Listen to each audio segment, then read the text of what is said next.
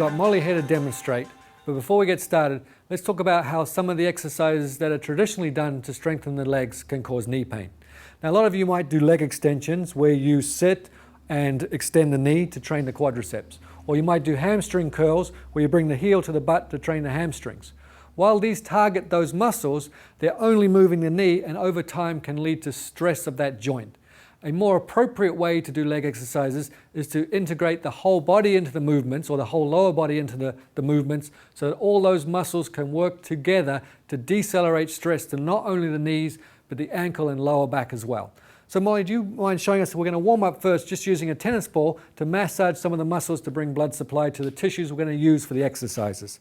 So the first exercise you're going to do is you're going to loosen up the front of the legs using a tennis ball on the quadriceps, or the front of the thigh. And she's going to just move around till she finds a sore spot. Great.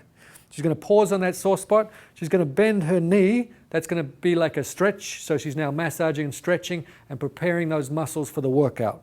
When that muscle starts to release after maybe 10 to 20 seconds, she scoots her body to another spot.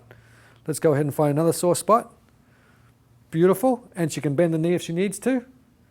And that increases the stretch a little bit. So she's going to do either side for 2 to 3 minutes, making sure that she spends more time on the leg that is the tightest. Now we're going to roll over onto our back and do the butt.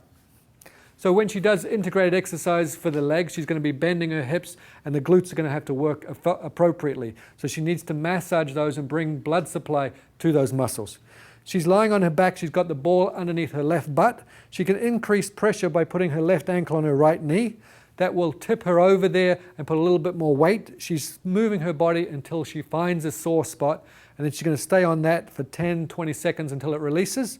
She has her right hand underneath her right hip, because obviously that hip's going to come off the ground when she puts the ball under her left hip, so we want to support that to protect the lower back. If you can't get your hand under there because you've got a sore shoulder, you can simply roll up a towel and put it underneath your right hip. She's going to similarly do 2 to 3 minutes on either butt before beginning, and then let's move into our exercises.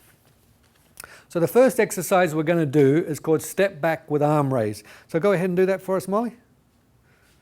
Great. And this is actually just mimicking what you do when you walk. When you transfer over your leg, your same arm comes up, and that enables you to get from one leg to the other. Now, this is actually what the gastrocnemius muscle does. The gastrocnemius muscle is a calf muscle, and it comes from just above the knee and attaches into the heel via the Achilles tendon, and it actually needs to lengthen like a rubber band under tension so it can decelerate stress to both the ankle and the knee joint.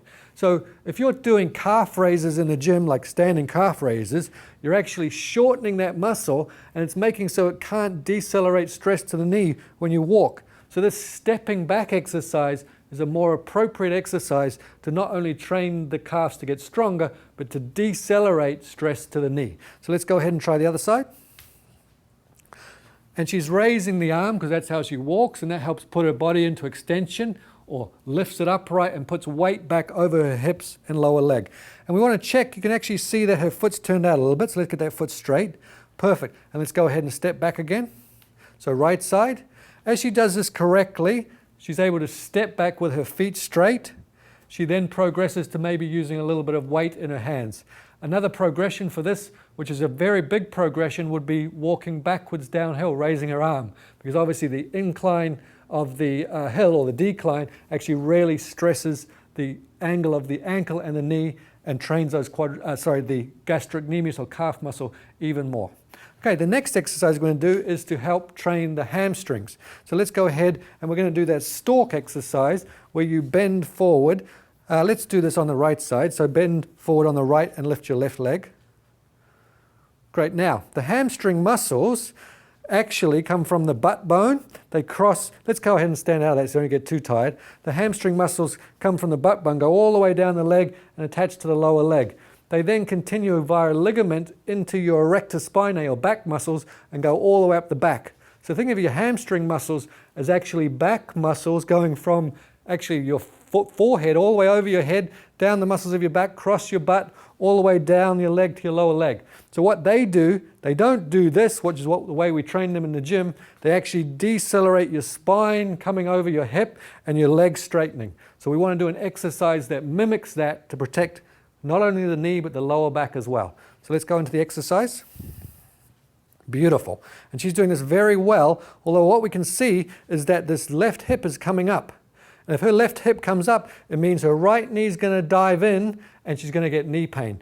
Let's put that left hip forward a little bit more. Great. Perfect. Now she really feels the muscles on the side of her glutes, so the glute medius and minimus, they're helping stabilize her hip, but her hamstring muscles more effectively, or more appropriately, are working to decelerate that knee. You can almost see the knee kind of shaking because those hamstring muscles are working like guide ropes on either side of that knee, trying to hold that knee stable. Come out of that for us and go ahead into the movement again. Same side. Beautiful. Really keep that hip forward, keep the hip forward. Keeping those hips square means that leg sits right down underneath the hip and will keep stress off that knee. And you can see it's quite a challenging exercise. And one more time. Our progression obviously would be to get rid of the balance aid. Do you mind trying that out? See if we can do it. Very, very good. And the muscles are already waking up and she's able to do this much more effectively. That's fantastic. And go ahead and stand out of that. And obviously we could use a weight to progress this. Make sure you do both sides. Our last exercise is going to work the adductors or inner thigh muscles, the glutes, the quadriceps, and the soleus, which is another calf muscle. Do you mind standing on your right leg for us with the right arm up? Beautiful. And you're going to step and turn and reach that right arm under to your left heel. Good. And this is called the sumo squat. And do you mind coming back to the beginning for us? And just pause in that position. So she's learning to stabilize on this leg. And that's now her abductors, or the side of the butt, holding her hip stable, which is going to protect her knee anytime she's walking. And now she's going to go into the squat for us. Great. Now, as she lands on the left leg, it's the side of the butt on the left side, which is decelerating her hip. Come back out for us. Now, take a break for 1 second.